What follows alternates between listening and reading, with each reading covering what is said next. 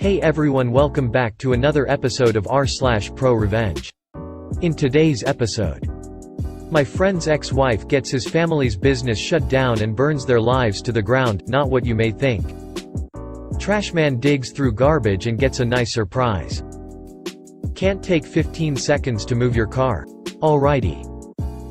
Before we get into today's episode, remember to subscribe so you never miss a video. So let's get started. My friend's ex-wife gets his family's business shut down and burns their lives to the ground, not what you may think. Sorry for the somewhat misleading title, but I couldn't resist. This story isn't about me but two people I'm friends with. We'll call one Ray and one Justin. I'm posting this with Justin's permission, and he'll probably be reading the thread.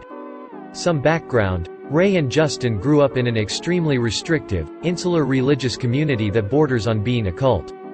They both read a lot from a young age, even though reading outside of the religion's material was discouraged, and so both of them grew increasingly skeptical and dissatisfied with their environment due to having this peek into the outside world. In high school, this shared mindset brought them together, and they started secretly dating. For context, dating was absolutely strictly verboten in this religious community. You went straight from single to married with zero in between. So when Justin and Ray's parents caught them dating, they forced them to get married. To be clear, it wasn't like they were even having sex. They basically were driving around together and holding hands in the downtown square where all the kids hung out. Very tame, sheltered kid stuff.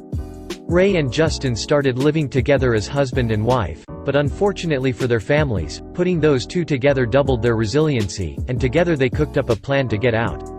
They set up a secret bank account at a bank outside the religious community's influence, since their families had access to their accounts, and everyone who worked at the main bank was also in the same community and gossiped about everyone's financial transactions. They started squirreling away money in small amounts the families wouldn't question being missing from their paychecks. When they were 20, they finally had enough money to start over, and they got out. They basically left their house in the dead of night with nothing but what could fit in their car and uprooted to live across the country. Pretty quickly after they moved, they decided to get amicably divorced, since they never wanted to be married anyway. They still lived together for a while, and basically became something between platonic roommates and each other's only family. Over time, they started dating other people. Some partners were scared off by the weird relationship between them, but most got it, and understood that Justin and Ray had basically bonded through mutual trauma. I also met both of them during this time, and we became close friends. This whole time, both their families and other members of their community were relentlessly harassing them. People were showing up at their house at all hours, and they had reason to believe people were trying to steal their identities over the years, though they'd fortunately both put a freeze on their credit, so nothing ever came of it. Then Justin had a bad accident. A really bad accident. He was on his bike and a car blew through a stop sign without slowing down and plowed right into him. He had to be rushed to the hospital and landed in the ICU. Ray was his emergency contact, and I was with her and some other friends when she got the call. I immediately drove her to the hospital with a couple of other people, and she was melting down, understandably.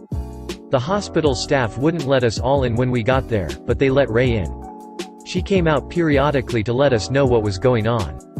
Justin wasn't unconscious, but he was totally out of it and didn't seem to know she was there, probably from the painkillers, but she was convinced he had permanent debilitating brain damage, and basically the group of us were just soothing her and reassuring her it would be fine. A friend of ours who worked at the hospital as an MRI tech was also stopping by when she could on her breaks and calming down Ray. We'd been there all night and part of the day at this point, and the medical staff was giving us reason to be hopeful. But things got worse. To this day, no one knows how they found out, but 14 hours after Justin's accident, his parents, uncles, and grandfather showed up. They immediately had all of us removed from the ICU, Ray included. Unfortunately, as his ex-wife, she was no longer his legal next of kin and had no rights against his blood family. At this point, she was absolutely hysterical and inconsolable. She was convinced Justin's family would hurt him. I'm ashamed to say all three of us that were there with her thought she was overreacting. We all knew Ray and Justin had left a fucked up situation, but it wasn't like his own family would do anything to impede his recovery.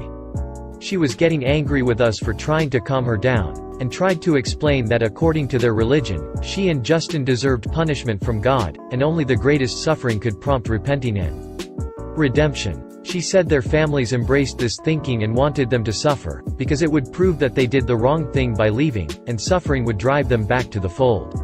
She said as long as Justin was with his family, he wouldn't be safe. Our friend who worked for the hospital came and found Ray at that point.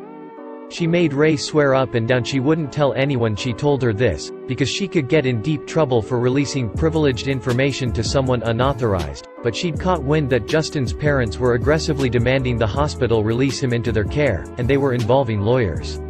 The hospital was currently refusing, because Justin wasn't stable enough to leave, but our friend warned Ray that as soon as Justin got to be stable, or the lawyers scared the hospital enough, it's possible the parents would be able to take Justin. This shocked the rest of us. Realizing his parents were not only willing to remove Justin from the hospital that had saved his life in the condition he was still in, but were actively trying to do it made us really get, for the first time, why Ray was going out of her head with fear. At this point, Ray snapped into do-or-die mode. Convinced that Justin was about to literally die if she didn't act, she decided she would do everything in her power to start a fire at home so that Justin's family would want to run back to put it out. And this wasn't too hard, because she had a lot of dirt on the whole community she came from. Like a madwoman, she started blowing the whistle all over Justin's family. She called the IRS's fraud hotline and detailed all the ways that the family business was committing tax fraud. She submitted an ATF tip about how that same family business was illegally selling firearms without a license and without following any of the proper protocols, and was knowingly selling guns to convicted felons. She reported one of Justin's uncles for owning several guns as a convicted felon. She also reported Justin's mom's unlicensed daycare business, which was apparently extremely shady, including having over 30 children packed into one house, with Justin's mom as the only adult and many of the childcare duties being farmed out to Justin's 12 and 14-year-old sisters. She called CPS on Justin's uncles and his parents for keeping their children out of school, and for physical abuse in one uncle's case. In all of these reports, she provided extensive details. She finished her calls and emails, and then she waited. We all waited for several hours, and nothing happened. Then, miraculously, Justin became lucid enough to understand what was going on and make his own decisions, and he kicked his family out again. From there began a slow but steady path to recovery. In all the relief and excitement to see Justin on the mend, we'd almost forgotten about Ray's campaign of desperation, until a couple of weeks later, when the screaming voicemails started pouring into both of them. First, the business was being investigated by the IRS, then it was being investigated for illegal firearms dealing. Then the daycare was getting investigated. At first, Ray felt a little guilty, but then she was like, you know what? No regrets. They would have killed Justin. From what they've been able to piece together in the year and a half since this happened, the business has gone under, and the daycare is shuttered. The uncle is 6 months into a new 5-year prison sentence for firearm possession.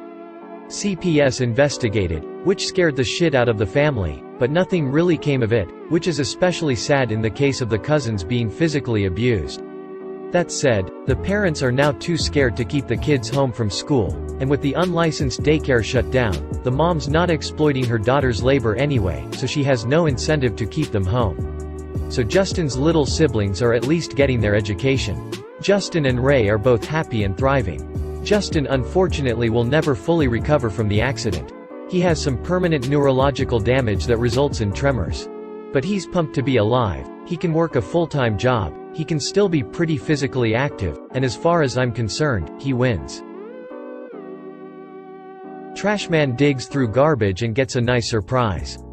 My mom lives in a really small town, where people get into other people's business quite often. My brother and his family live next door to my mom, on opposite ends of shared property. Though it is shared land, they do have separate addresses for their homes. They will often share responsibilities and the like. Well, neither household accumulates enough trash each week to justify both of them having trash service. My mom pays for the pickup and they share a trash can. They rarely even fill the one can between both households. The trashman noticed a piece of junk mail with my brother's name and address on it one day, and had a fit, saying that they had to pay for their own trash service. My mom ignored him. They weren't doing anything wrong. Trashman didn't like this. He started going through her trash before dumping it in the truck to make sure there wasn't anything in there with my brother's information on it. My brother's household started burning all junk mail, so no one is the wiser, even if they weren't doing anything wrong. The Trashman kept threatening to have their service cancelled. Again, my mom ignored him. He kept digging through the trash and just being a dick in general. I told her she should have reported him, but she didn't. Fast forward a couple of weeks. My mom has chickens. Something kept killing my mom's chickens. My brother set a trap to catch or kill whatever it was and they waited. A few days later, the culprit of the chicken killing was caught. It was a skunk. At this point, the skunk was dead and smelled awful. Instead of disposing of the skunk properly, my mom decided to be a dick. She had my brother put the skunk in the trash can under a bag of trash. It baked in the sun for a couple of days before the Trashman came again. Mom stood outside and watched as the smug Trashman opened the can to dig through it and gagged from the stench of the dead, recently sprayed skunk. I don't think my mom had ever been so proud of herself. Trashman stopped digging through the trash and stopped making threats after that though. Can't take 15 seconds to move your car. Alrighty. So years ago I delivered jugs of water to homes and offices. My work truck was fairly big, probably about 35-ish feet long. I had a building I delivered to that had 8 to 10 stops in it and was one of the few places that had a loading bay for delivery vehicles. This bay was wide enough for 2 large trucks side by side and long enough for my truck to mostly fit with a bit of the cab sticking out in the alleyway, not so far as to block traffic. On the other side of the alley was another building, and the dumpsters for said building. These dumpsters were in a position that it could be a little tight to get into the dock, but it was doable. This day I pull up and see a small courier car, size of a Honda Civic, pull into the bay and stop right at the entrance. This position is just enough that I can't get the angle I need to be able to nose up to the dumpsters and back into the open spot in the loading bay. If I tried, I'd likely hit the car. Luckily for me, the driver was just getting out of the car. So as politely asked if she could back up a couple feet so I could get into the dock. Her: I'm only going to be a few minutes. Me: yes, but if you take 5 seconds we can both do what we need to do. Her: I'll be a few minutes. Walks into the building. So I'm kinda stunned at this point. I've been in the delivery industry for almost a decade. Most other drivers get that it's a tough job and we can all do what we need to do, and there's kinda an unwritten code even amongst competitors. So I think, well, someone hasn't heard of the right of way, so I maneuver my truck nice and tight to the building so as not to block the alleyway while parking perpendicular to the loading dock entrance and blocking her car in. I start loading the first of 2 or 3 cart loads into the build. She comes out and sees my truck. Her: well, isn't this cute? You need to move. Me: I'll only be a few minutes. Her: I need to go. Move your truck now. By this time my cart is loaded and I tell her, it's okay, I'll only be a few minutes, as I walk into the building. If you made it to the end of the video, thanks for watching. Remember to subscribe and we'll see you in the next video.